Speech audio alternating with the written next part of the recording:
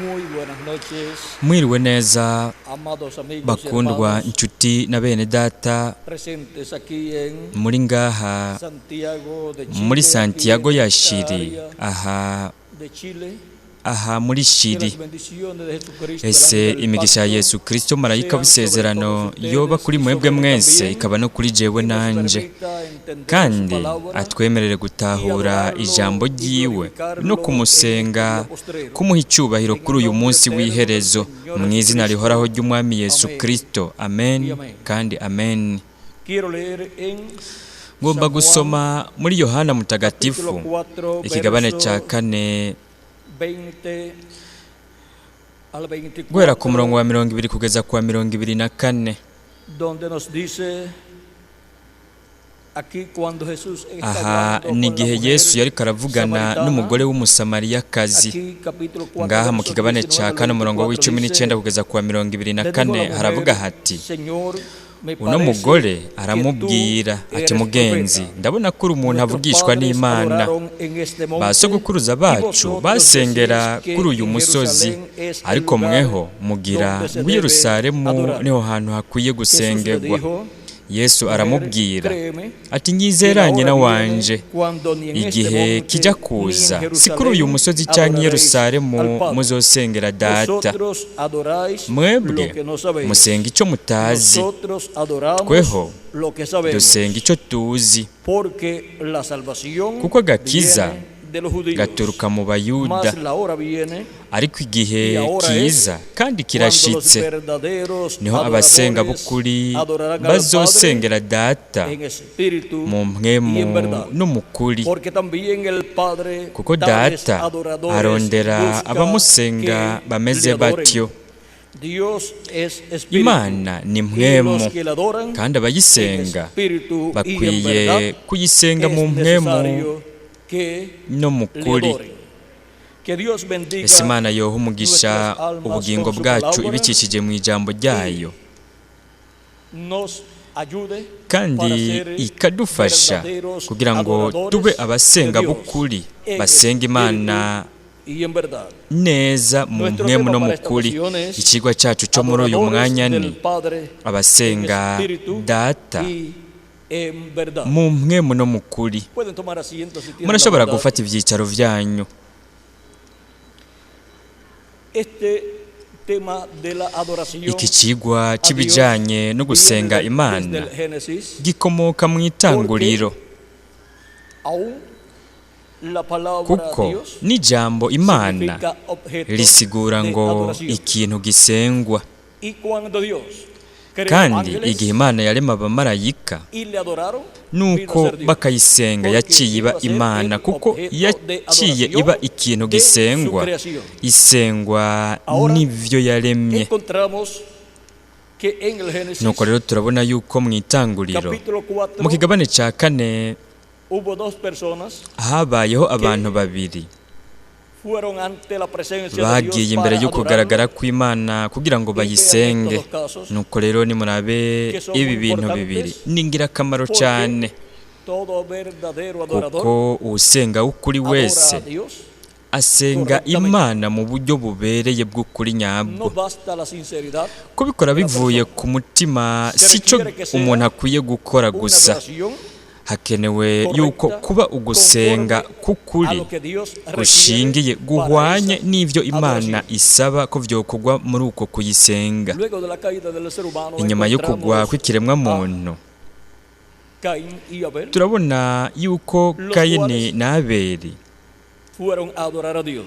Dice bagiye gusenga Imana. Mu kigabane cya 4 mu itanguriro umurongo wa mbere ukabandanya haravuga hati, kandi uwo mugabo abana na Eva umugore wiwe, nuko asama inda abyara y Kayini. dijo, por voluntad de Jehová Aravuga he ati, adquirido ndonse varón. umuhungu Después dio a kubw'Uhoraho. luz a su hermano Asubiza Abel, ko y abyara Abel fue murumuna we pastor de ovejas, Abeli. y Abeli Caín aba fue umwungere w'intama, labrador Kayini de la aba tierra. umurimyi. Aconteció que Igihe andando el kiragera, tiempo, que Caín trajo Kayini del fruto azana de la ishikanwa tierra una ku vyeze vyo ofrenda mu a Jehová, ndimiro ngo y abishikanire Abel trajo Uhoraho. también de los Abeli nawe primeros azana de los ku ntungwa primogénitos de sus ovejas, z'uburiza zo mu de los mukuku más wiwe gordos no ku de binure ellas, y vyazo. miró Jehová con agrado Uhoraho a yakirira Abel Abeli y a su ishikanwa ryiwe, ofrenda, ariko ntiyakirira Kayini ishikanwa ryiwe, maze Kayini araraka cyane, mu maso hiwe harijigwa. Uhoraho abaza Kayini ati, ni iki kikurakije kandi ni iki gitumye wigiriwe mu maso? Niwakora neza ntuzokwemerwa, ariko nutakora neza icyaha kibunze ku rugi, kandi ni wowe cyifuza, ariko ukwiye kukinesha. Ngaha turashobora kubona Kayini na Abeli barengutse imbere y'Imana kugira ngo bazanire ishikanwa Imana, basenga Imana. Nuko Imana yaritegereje Kayini na Abeli, kandi muri abo babiri hose bari baje kubikora bivuye ku mutima, baje gusenga Imana. Ariko kuba bivuye ku mutima sibyo vyonyene bikwiye, sibyo byonyine bikwiye vyotuma Imana ikitegerezwa kwemera ikimazi canke ishikanwa ry'uwurizaniye Imana. Mu Baheburayo ikigabane ca 11 umurongo wa 39, intumwa Pawulo mutagatifu ariko aravuga ku bijanye no kwizera,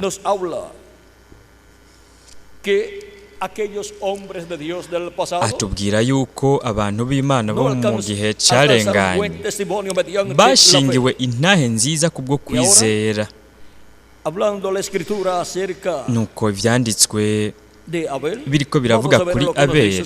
Reka turabe ibyo Pawulo mutagatifu atubwira mu cete ciwe yandikiye Abaheburayo ikigabane ca 11 umurongo wa 4. Aravuga ati, ukwizera niko kwatumye Abeli aha Imana ikimazi kiruta icya Kayini, niko kwamuhesheje gushingirwa intahe ko ari umugororotsi, hamwe Imana yashingira intahe amashikanwa yiwe yuko ari meza, kandi niko kwatumye nanone akivuga naho yapfuye. Kayini yazaniye Imana ishikanwa ryo mu vyamwa vyo mu ndimo, Abeli nawe azana umwagazi w'intama unuze cyane wo mu ntama ziwe, awutanga nk'ikimazi awushikanira Imana, ikimazi ashikaniye Imana. Kuko Abeli kubwo kwizera, kandi ukwizera no guhishurirwa, kubwo kwizera kubwo guhishurirwa, ukwizera uguhishurirwa yari afise, yarazi ingene yobigenza ngo yegere imbere y'ukugaragara kw'Imana. Umuntu wese arengutse imbere y'Imana ategerezwa kuza, ariko arabikora mu buryo bw'ukuri kugira ngo asenge Imana, nuko Imana iheze yakira uko kuyisenga ayo masengesho. Kayini na Abeli begereye Imana, kandi bose uko ari babiri bari baje kubikora bivuye ku mutima, ariko kuri Kayini kubikora bivuye ku mutima ntivyari bikwiye. Yari akwiye kuba afise ukwizera guhishurirwa, akabazi ingene yo kwegera Imana. Nuko rero murabona ibyo Kayini yazanye namba ntivyashushanya ikimazi ca Kristo yatanze kubw'icyaha, ariko ishikanwa Abeli we yatanze ego ryashushanya ikimazi ca Kristo yatanze kubw'icyaha ku musaraba Karuvaliyo. Kandi kubera ko ishikanwa rya Abeli ryarishusha n'urugero rishushanya Kristo umwagazi w'intama w'Imana, mu mashusho n'ingero no mu bitutu byo mu isezerano rya kera, turabona ko aho hari Yesu Kristo umwagazi w'intama w'Imana ashushanyirijwe mu mwagazi Abeli yazanye imbere y'Imana.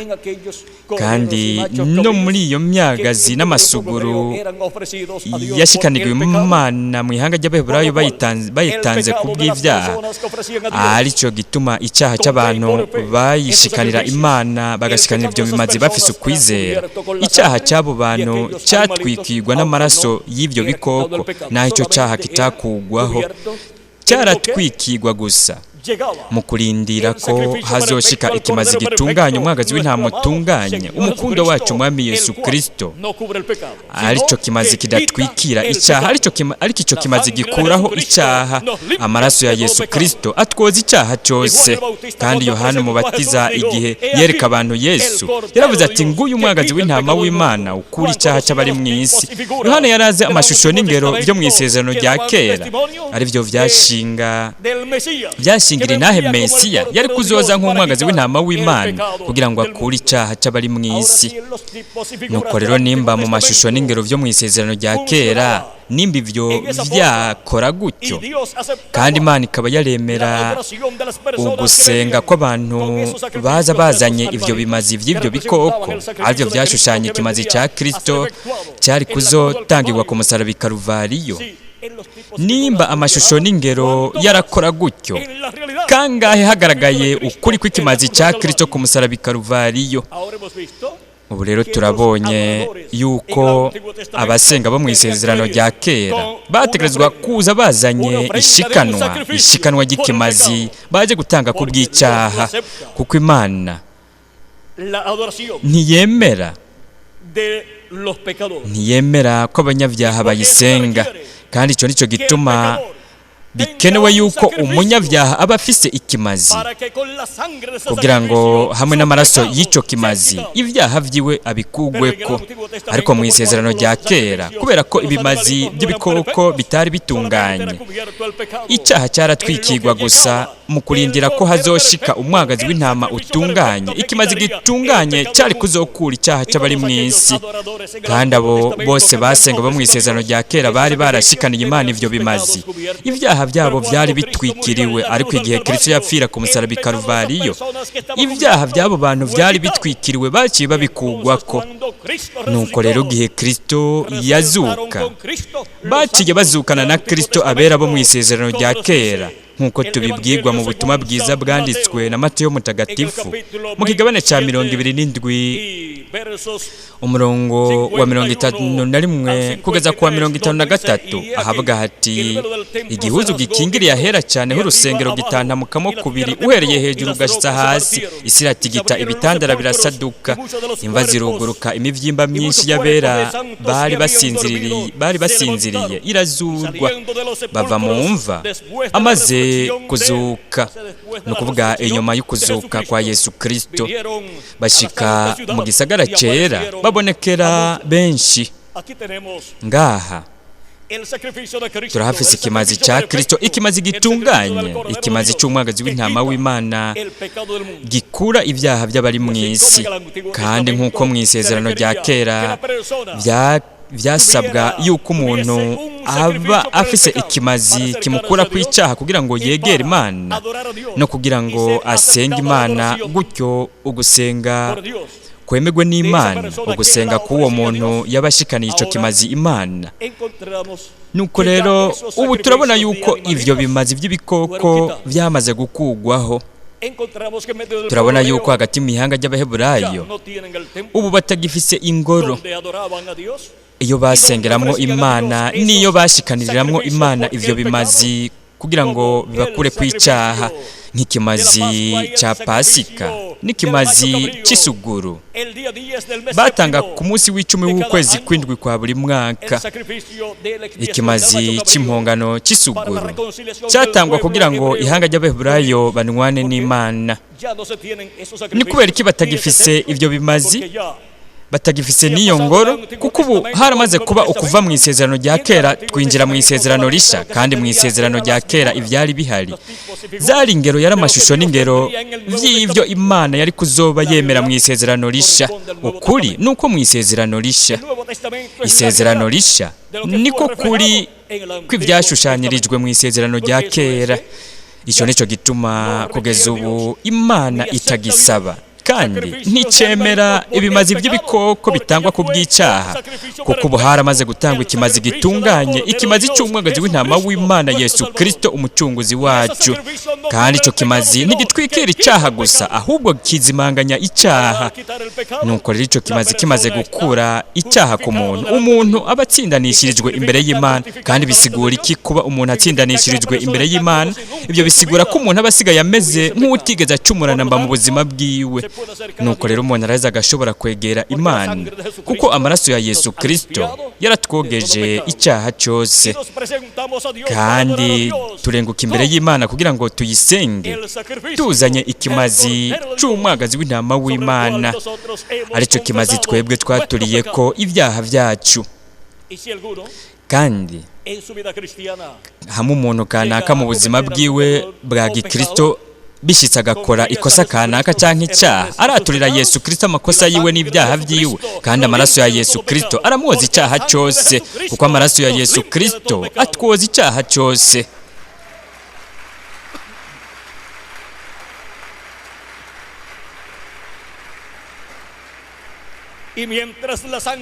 Kandi mu gihe amaraso ya Yesu Kristo akiri ku mutemere wo guhongererako, ku ntebe yo guhongererako,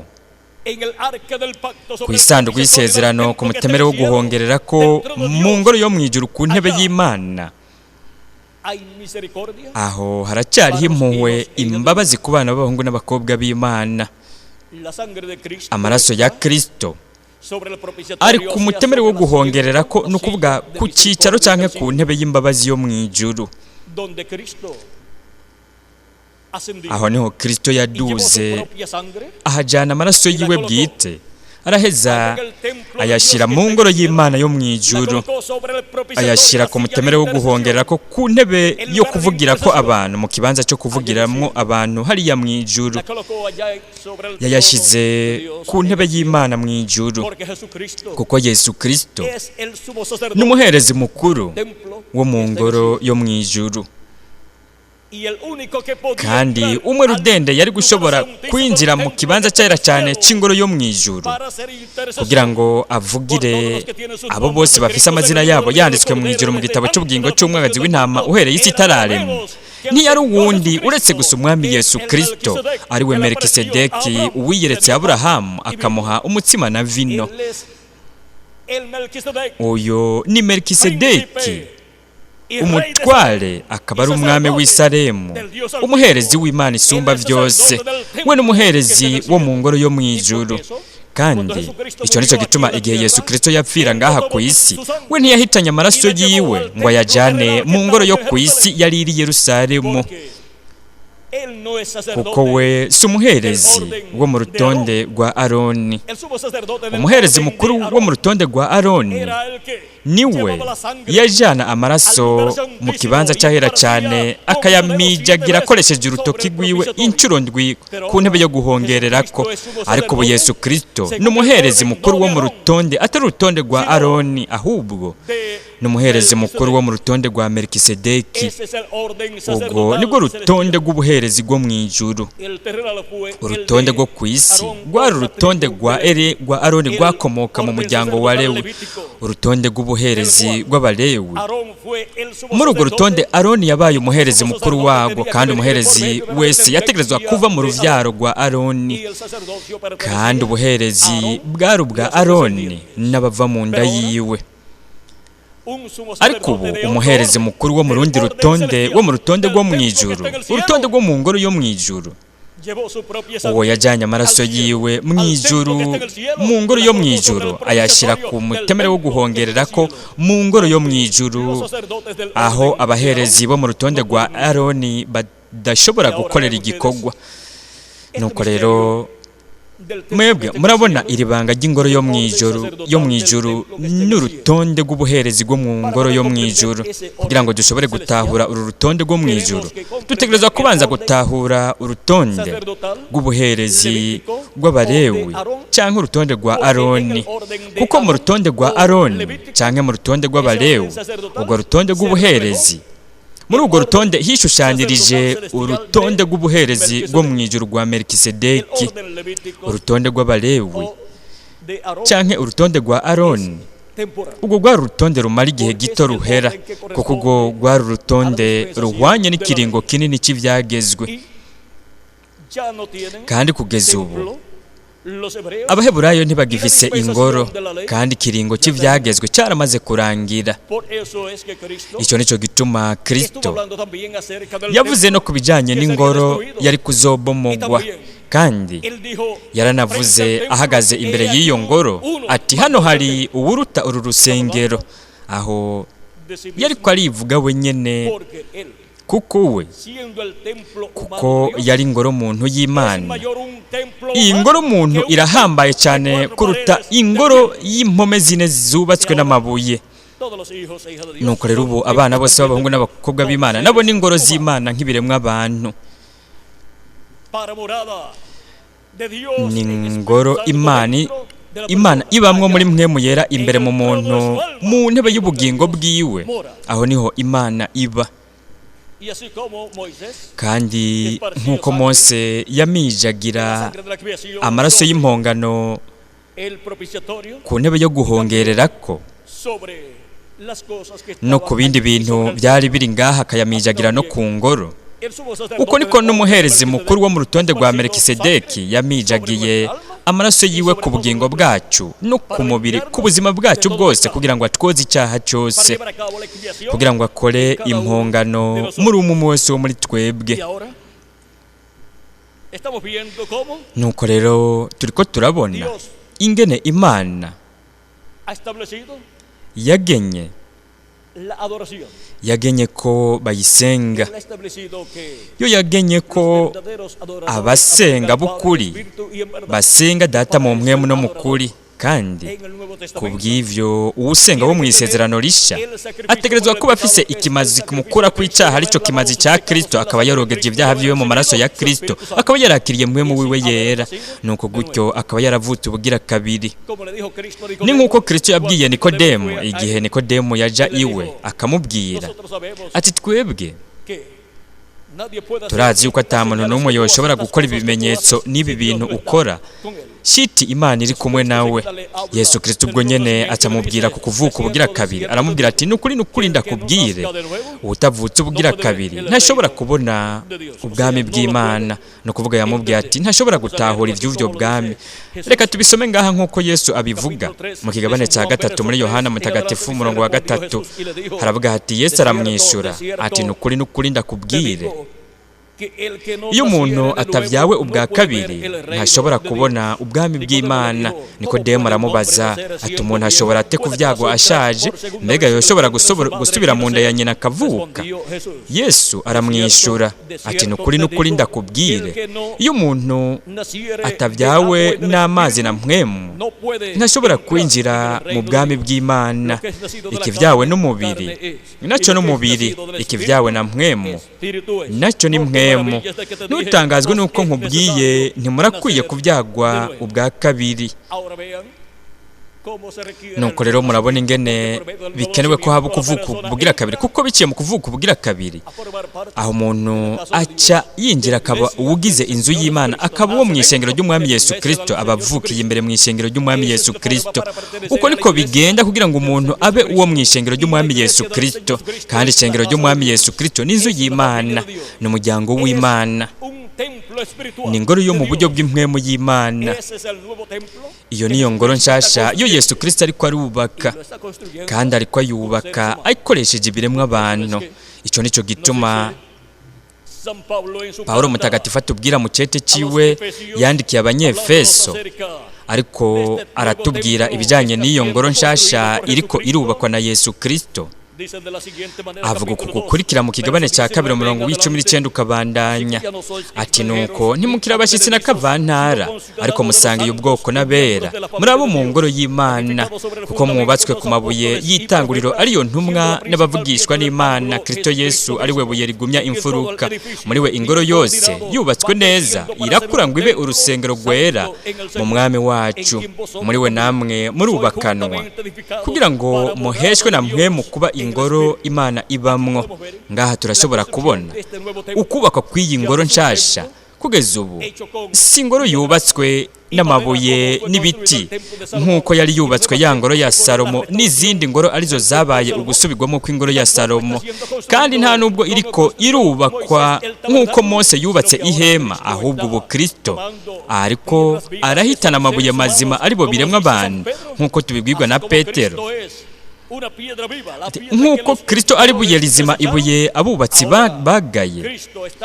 Ubu rero Kristo ariko arubaka ingoro yiwe, kandi ariko arahitana, ariko atora amabuye mazima, ariko akoresha ibiremwa abantu, kandi akoresheje abo we ariko arubaka ingoro nshasha, urusengero rushasha, kugira ngo Imana irubemwo muri mpwemu yera ibe muri urwo rusengero, kandi Imana izoba mu mwuzuro wayo wose muri iyo ngoro yo mu buryo bw'impwemu mu ishengero ryayo. Kugeza ubu turabona ko guhera ku munsi wa Pentekote kugeza ubu Kristo yagumye aba ariko aragaragara mu buryo bw'umushuzo wa mpwemu, agaragarira mu ngoro yiwe kandi agaragarira no mu bagize iyo ngoro, kuko umushuzo wa mpwemu yera n'umubatizo wa mpwemu yera. Ariko ku munsi w'iherezo icongeye ku mushuzo hazoza umwuzuro wa mpwemu yera, haba ku ishengero rya Yesu Kristo nk'umubiri w'ibanga w'abizera, ndetse uwo mwuzuro wa mpwemu yera uzoza kuri buri muntu agize ishengero rya Yesu Kristo, kuri buri mukristo yavutse ubugira kabiri. Nuko rero nimurabe ibyo Petero avuga muri Petero wa mbere ikigabane cya 2 umurongo wa 4 ukabandanya. Aravuga ati, nuko mumwegere ari we buye rifise ubugingo ryagawe n'abantu, ariko ku Mana ryaratoranijwe riri n'igiciro. Mwubakwe nk'amabuye afise ubugingo, kugira ngo mube inzu yo mu buryo bw'impwemu, mugire ibango ry'ubuherezi ryera, ngo mutange ibimaze mu buryo bw'impwemu bishimwa n'Imana ku bwa Yesu Kristo. Kuko mu vyanditswe harimo aya majambo ngo, raba ndashyira i Siyoni ibuye rigumya imfuruka ryatoranijwe riri n'igiciro, kandi uwuryizera ntazomaramazwa. Nuko mwebwe abizera ni mwebwe mwagerewe ico giciro, ariko kubanka kwizera ibuye abubatsi bagaye niryo ryahindutse irigumya imfuruka, nibuye ritsitaza n'urutare rugwisha, kuko batsitara ku ijambo ry'Imana bataryumvira, kandi nico bashiriweho. Nuko rero murabona ingene Kristo ariko arubaka ingoro yo mu buryo bw'impwemu. Nico gituma ubu hatagikenewe ingoro iyihanga ry'Abaheburayo bari bafise i Yerusalemu, nta nubwo hagikenewe ihema iryo Mose yubatse, kandi ntihagikenewe vya bimazi vyatangwa mu isezerano rya kera, kuko kugeza ubu dufise ikimazi gitunganye, ikimazi cya Kristo cyatangiwe ku musaraba i Karuvariyo, kandi amaraso yiwe atwoza icyaha cyose. Kandi dufise urusengero, ingoro yo mu buryo bw'impwemu, iyo Kristo ariko arubaka ariryo shengero ryiwe. Nuko rero ubu umuntu wese agize umubiri w'ibanga wa Yesu Kristo yaracunguwe n'amaraso ya Kristo, kandi yaruzujwe mpwemu wa Kristo, afise umushuzo wa mpwemu, afise umubatizo wa mpwemu yera. Kandi mu yandi majambo, uwo muntu yavutse ubugira kabiri, kandi yavukiye mu nzu y'Imana mu ishengero ry'Umwami Yesu Kristo. Nuko rero ubu kubera ko turi abakomoka muri Melikisedeki ari we Yesu Kristo umuherezi mukuru wo mu ngoro yo mu ijuru, ubu rero turabona yuko natwe nyine turabaherezi b'Imana. Ivyo Kristo aragwa nico Kristo ari, natwe nico turi.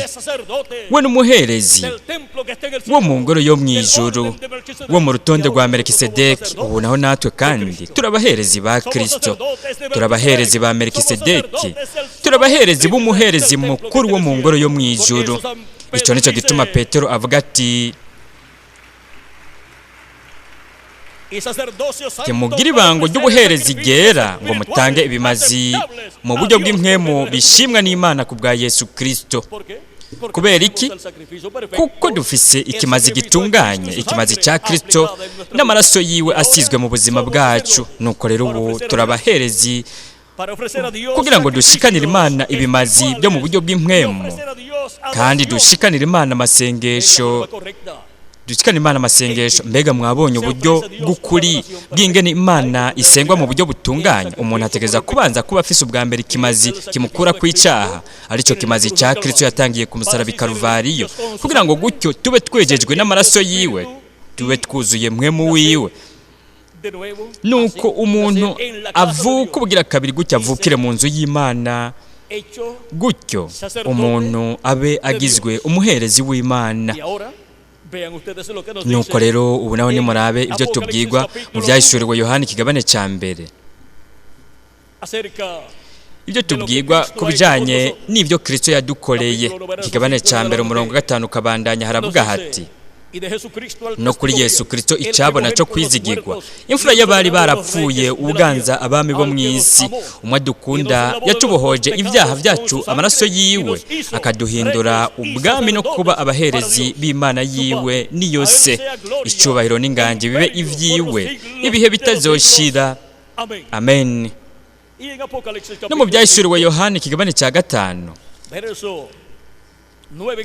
ku murongo w'icenda ukabandanya haravuga hati kugeza ku w'icumi hati baririmba indirimbo nsha bati birakubereye kwabira igitabo no kumena ibikimatanije kuko wishwe ugacungurira Imana bo mu miryango yose no mu ndimi zose no mu moko yose no mu mahanga yose, ubacunguje amaraso yawe ukabahindura ubwami bw'Imana yacu no kuba abaherezi bayo, kandi bazoba bame mu isi. Nuko rero nimurabe ibyo Kristo yakoze akoresheje ikimazi ciwe, kuko ikimazi cya Kristo nico cyatunywanishije n'Imana, nta kindi kimazi kiriho ikiremwa muntu coronka. Kugeza ubu Imana nticemera ibimazi byatangirwa mu isezerano rya kera, kuko kugeza ubu Imana yaramaze kurungika ku isi ikimazi gitunganye, umwagazi w'intama w'Imana, kandi Imana yaramaze gutanga ico kimazi, kandi ico nico kimazi kimwe rudende gikura icyaha Imana yemera.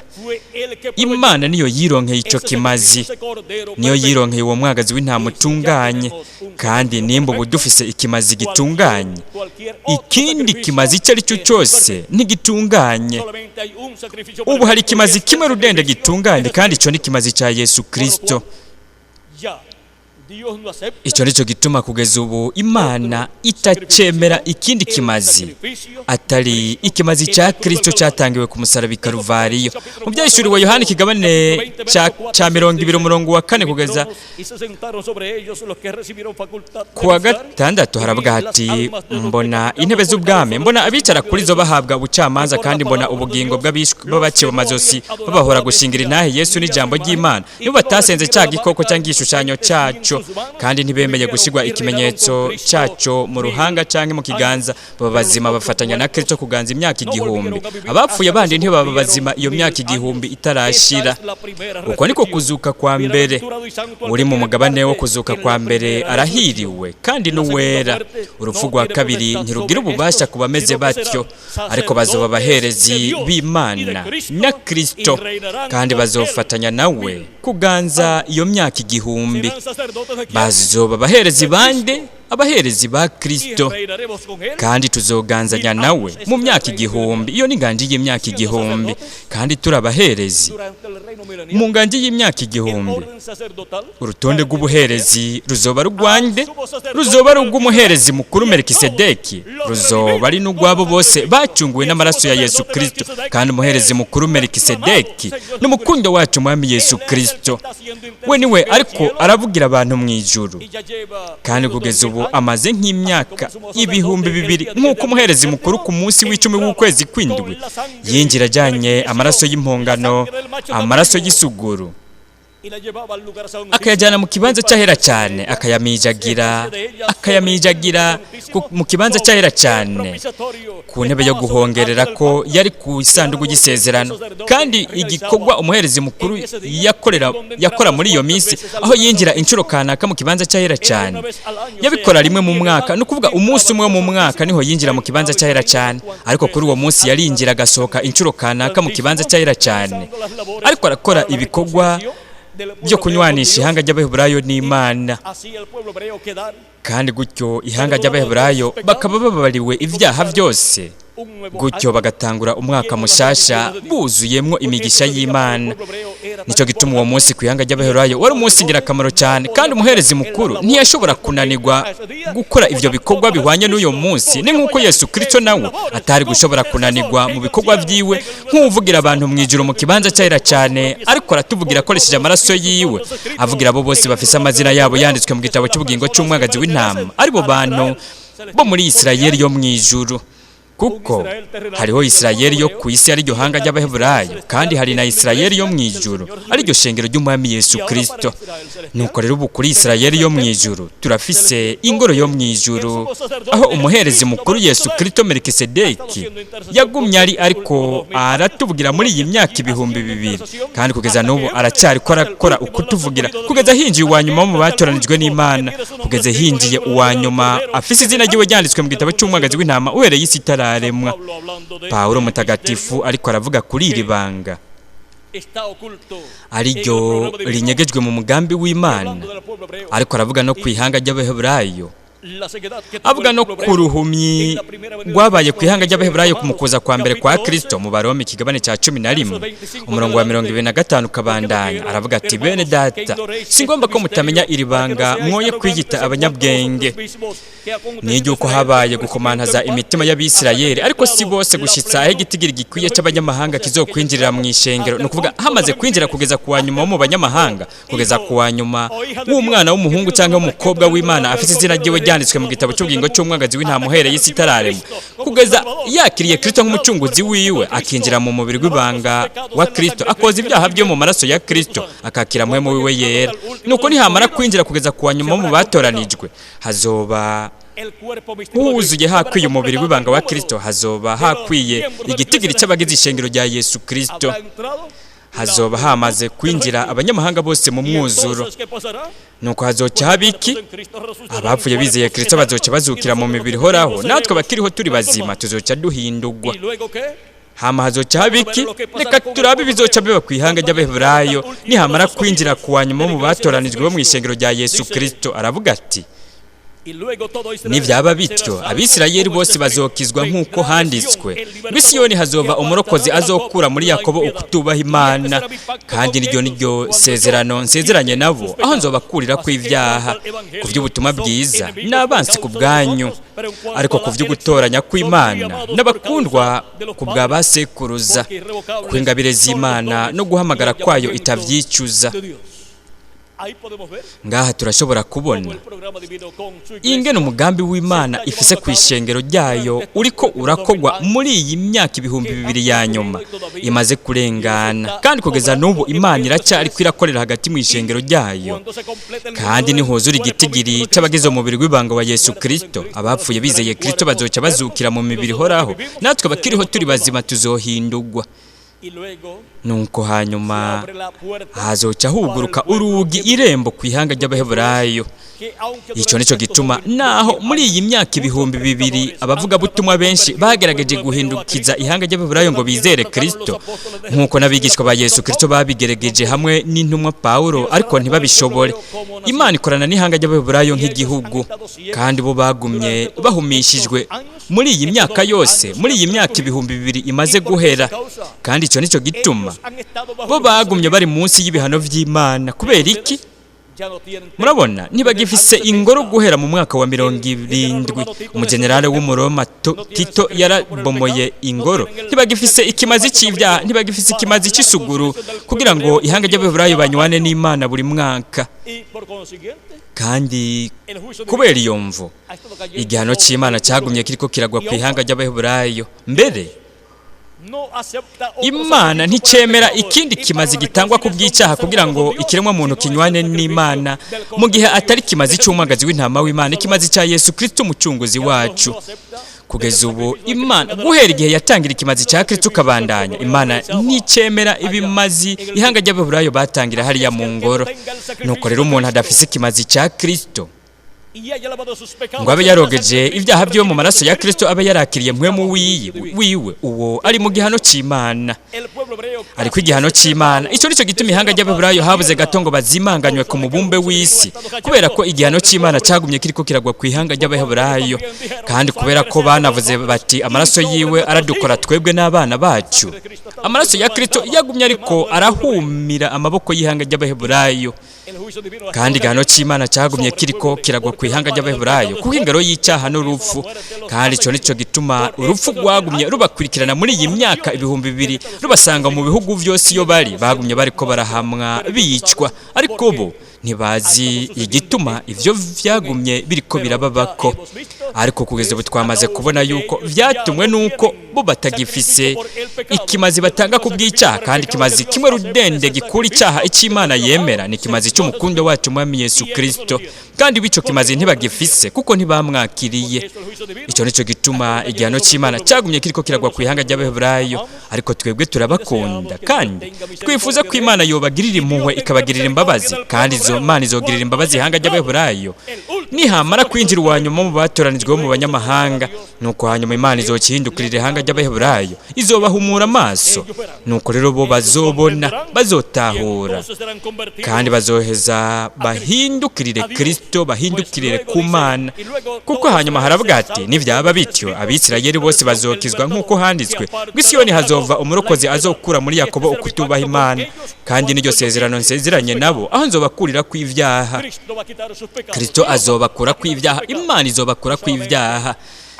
Kandi hari kimazi kimwe rudende gikura icyaha ku kiremwa muntu. Ico kimazi ntigitwikira icyaha, ahubwo kirakizimanganya, kandi Imana nimba izokura icyaha ku ihanga ry'Abaheburayo bizokorwa n'ikimazi gitunganye, kuko ibimazi by'ibikoko vyatwikira icyaha, ariko ikimazi cya Kristo cyo kizimanganya icyaha. Nuko rero turashobora kubona ingene ihanga ry'Abaheburayo barimo ingene ibintu bimeze, ariko Imana iracyari kirakorana n'abanyamahanga, kandi mu banyamahanga iriko irahamagara ihanga ryitirirwa izina ryayo. Imana iriko irashiraho ishengero umubiri w'ibanga w'abizera. Iryo ni ishengero rya Yesu Kristo, kandi iyo ni ingoro nshasha iyo Kristo ariko arubaka. Muri iyo ngoro Yesu Kristo n'umutwe wayo, kuko we n'umutwe w'ishengero ryiwe, kandi we niwe nkomoko y'ivyaremwe n'Imana, ibyo biremwa bishasha ibyo Kristo ariko arashiraho, ariko ararema ivyaremwe bisha, ibyo ariko araremeramo ibiremwa abantu. Iyo umuntu yizeye Kristo nk'umucunguzi wacu akoza ibyaha byiwe mu maraso ya Kristo, haba ukuvuka ubugira kabiri muri uwo muntu. Yakiriye mpwemu yera akavuka ubugira kabiri, avukira mu bwami bw'Imana, kandi mu yandi majambo abafise umubiri wa teofaniya mu buringanire bwa gatandatu. Kandi ku munsi w'iherezo Kristo yarasezeranye ko azoduha umubiri mushasha ufadika. Ivyo Kristo yabivugiye muri Yohana Mutagatifu mu kigabane cya gatandatu. Umuntu apfuye nta na kimwe kiyari cyotuma ahagarika umutima mu gihe yakiriye ikimazi cya Kristo, akaba yarogeje ibyaha byo mu maraso ya Kristo, akaba yarakiriye mpwemu wiwe yera. Nta na kimwe kirihe cyotuma ahagarika umutima, kuko ajya kuba muri paradizo mu mubiri wa teofaniya, ari wo mubiri usa n'uyu mubiri wacu, ariko wo mu bundi buringanire. Kandi muri ubwo buringanire bwa gatandatu hariyo ibiti, hakabayo ibiyaga, hakabayo inyoni, hakabayo n'ibikoko, n'ubundi buringanire. Nuko rero ubu kubapfuye bizeye Kristo, nimwitegereze ibyo Kristo yavuze muri Yohana kigabane cya gatandatu umurongo wa 39, ati kandi cyuwantumye agomba ngiki, agomba yuko mu byo yampaye byose hatagira na kimwe kinzimirana, ariko ngo ze nkizure ku munsi w'iherezo. Kuko iki arico data agomba yuko ubona umwana wese akamwizera agira ubugingo budashira, nanje nkazomuzura ku munsi w'iherezo. Kandi umunsi w'iherezo ni ikintu kigira indwi, kuko umunsi umwe imbere y'umwami ni nk'imyaka igihumbi, n'imyaka igihumbi nayo ni nk'umunsi umwe. Niko bivugwa muri Petero wa kabiri kigabane cya gatatu umurongo w'8, no muri Zaburi ya 90 umurongo wa 4, Zaburi y'umuvugishwa n'Imana Mose. Kandi iminsi y'iherezo ni ikintu cya gatanu, icya gatandatu hamwe n'ikintu kigira indwi. Mu minsi y'iherezo imbere y'Imana ariyo kubiremwa abantu ari ibihumbi bitatu by'iherezo. Kugeza ubu haramaze guhera iminsi ibiri imbere y'Imana, arivyo ibi bihumbi bibiri. Iyi myaka ibihumbi bibiri maze guhera kuri Kristo. Kugeza ubu twongeye ku kiranga minsi imyaka yo gucegwa ikiriko. Kugeza ubu twaramaze gushika mu kihumbi c'indwi, kandi mu kihumbi c'indwi ari wo munsi w'iherezo, ukaba ari n'umunsi w'umwami, umunsi uhambaye uteye ubwoba w'uhoraho. Kristo yarasezeranye ko azokora ukuzuka kw'abo bose bamwizera bagiye bapfuye. Nuko rero murabona yuko ku munsi w'iherezo hari imigisha ikomeye cyane ku ishengero rya Yesu Kristo ririko riraba kuri iyi si, kandi kuri abo bagiye nabo nyene barafise imigisha ikomeye, kuko Kristo azobazura bari mu mubiri uhoraho, natwe abakiriho turi bazima azoduhindura, kandi gutyo azoheza aduhe umubiri uhoraho uhawe ubwiza umeze nk'umubiri w'umukunde wacu mwami Yesu Kristo, gutyo tuzoba turonse ishusho na kameremere by'umukunde wacu mwami Yesu Kristo. Ubu rero turabonye iri banga ry'abasenga b'ukuri basenga data mu mpwemu no mu kuri, kuko abo n'abagize ishengero ry'umwami Yesu Kristo bavutse ubugira kabiri, aribo bakorera Imana mu mpwemu no mu kuri, kandi abo n'abaherezi b'Imana n'abo mu rutonde rushasha rw'ubuherezi bo mu rutonde rwa Melikisedeki. Kandi icyo nicyo gituma bashobora gushikanira Imana amasengesho n'ibimazi, bakabishikanira Imana ibimazi byo mu buryo bw'impwemu nk'uko tubibwirwa na Petero. Nuko rero turabonye abari bo abasenga b'ukuri basenga data mu mpwemu no mu kuri.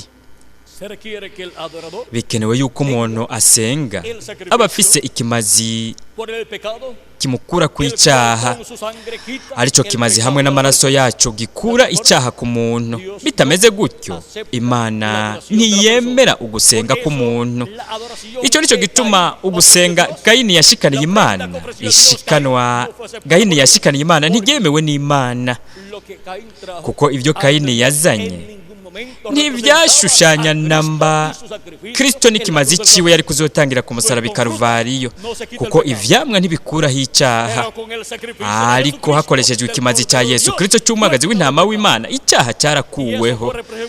Kandi ico kimazi cyashushanyirijwe muri bya bimazi bya bikoko ihanga ry'Abaheburayo batanga, kandi ibyo bimazi byaratanzwe na Adamu na Abeli na Seti n'aba bandi bantu bose b'Imana. Nuko rero turabonye igituma Imana yemera ivyo bimazi, turabonye igituma bo batanga ivyo bimazi, kuko bo bari bafise uguhishurirwa, bazi ikimazi Mesiya yari kuzotanga mu kuza kwiwe aje nk'umwagazi w'intama w'Imana. Kandi muri ivyo bimazi icyo kimazi cyariko kirishushanyiriza muri ivyo bimazi batanga. Nuko rero murabona ingene Abeli nawe yashushanije ikimazi cya Kristo, agishushanyiriza mwishikanwa ry'umwagazi w'intama yazaniye Imana yawutanze nk'ikimazi ngo akugwe ku icyaha.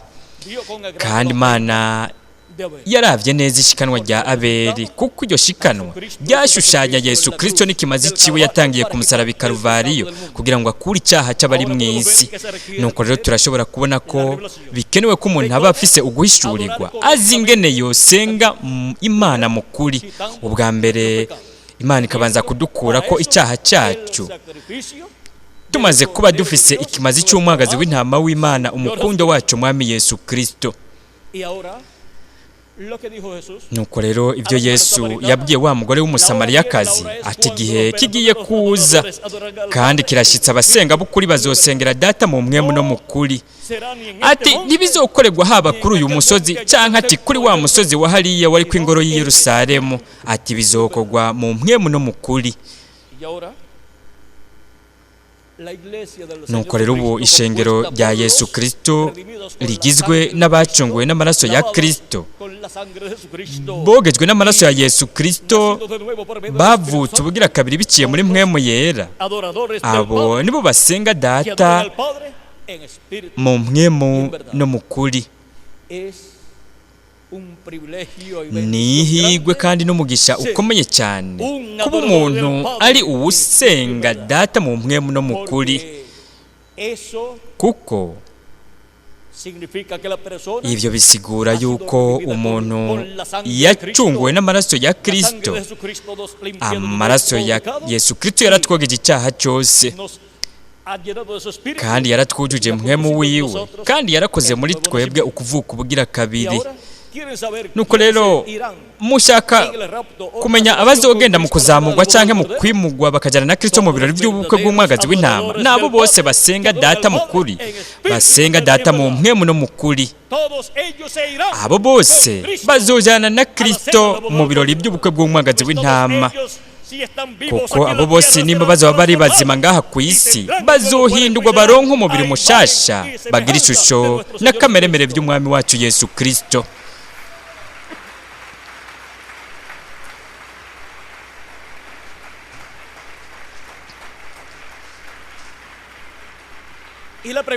kandi ikibazo ku bantu benshi kizoba ari iki? Mbega n'irihe shengero rizoba ririmwo abazohindurwa? Jewe ikibazo nobaza ni iki? Mbega hari amashengero angahe? Hari ishengero rimwe gusa, ishengero ry'umwami Yesu Kristo. We niwe umwe rudende afise ishengero, kandi rigizwe n'abacunguwe, abo we yacunguje amaraso yiwe y'igiciro. Nuko rero ikingirakamaro ni ukuba umuntu ari uwacunguwe n'amaraso ya Yesu Kristo. Kandi ku bijyanye n'umugwi w'idini w'iyobokamana umuntu yoba atondamwo yinjiramo, ibyo si byo bifise akamaro. Igifise akamaro ni uko umuntu yoba ari mu ishengero ryacunguwe ry'umwami Yesu Kristo, kandi dutegerezwa kuguma mu bumwe, mu kiyago hagati yacu, kuko turabacunguwe n'amaraso ya Kristo, kandi turabo mu ishengero rimwe, ishengero rya Yesu Kristo umwana w'Imana.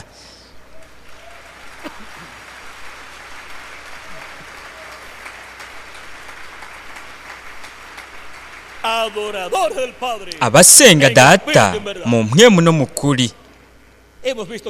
Turabonye abari bo abasenga Data mu mpwemu no mu kuri, n'abacunguwe n'amaraso ya Kristo, buzuye mpwemu wa Kristo, bavutse iyindi ncuro, abo Yesu Kristo yakoze mu kuvuka ubugira kabiri. Kuri jewe ryari ihirwe rikomeye cyane kuba nari kumwe namwe bakundwa nshuti bene Data muri ngaha, n'abandi biciye muri iki gikorane gifashwe muri video, bazokumviriza bakanabona iki gikorane biciye kumbonesha kure. Ese imigisha ya Yesu Kristo umukiza wacu, umucunguzi wacu, umwagazi wacu w'intama w'Imana yadukuye ku ibyaha byacu, ese iyo migisha yobana namwe ikanabana nanje, kandi se vuba twese twohindurwa, nuko tukajanwa mu nzu ya Data wacu mu ijuru, mu birori by'ubukwe bw'umwagazi w'intama.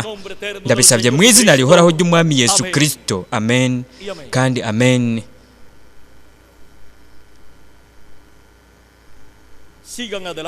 Mubandanye mukomeze musenga Imana, kuko icyo ni igice ngirakamaro cyane cy'ubuzima bwacu nk'abakristo.